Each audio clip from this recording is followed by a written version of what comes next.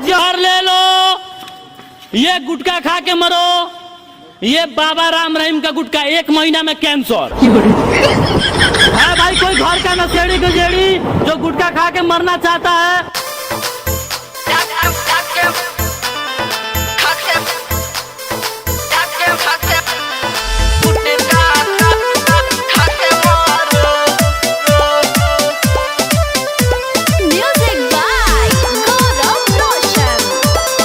presented by WR Music।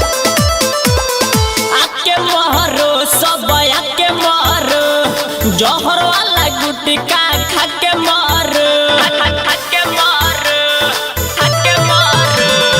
आके मारो सब आके मारो, जहर वाला गुटखा खा के मारो। जे भी होके नशेड़ी, घर से अपन भगेड़ी, देही में आग ना लगा के मारो।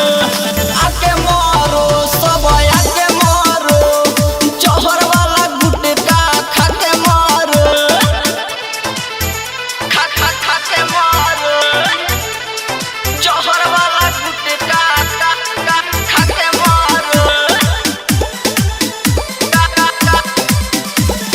खा के मारो।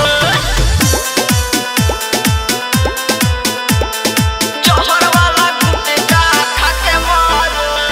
राम रहीम के ही होवे प्रोडक्ट, महीना दिन में गली कैंसर कहता निशान। ये बाबा राम रहीम का गुटखा 1 महीना में कैंसर।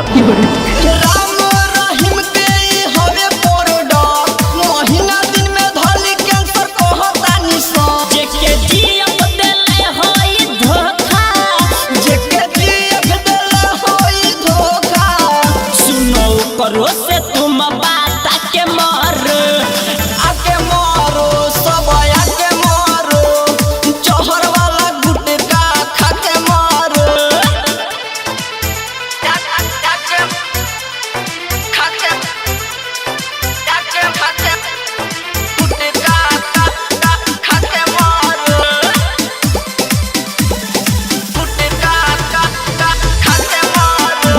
किसी की भी गर्लफ्रेंड ने धोखा दियो, कहीं नहीं जाने का, मरने का शौक है तो मेरे पास आने का। किसी को कहीं नहीं जाना है, मरना है तो मेरे पास आना है, आना है।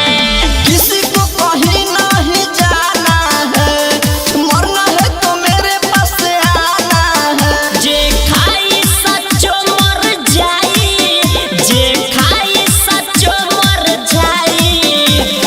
रविंद्र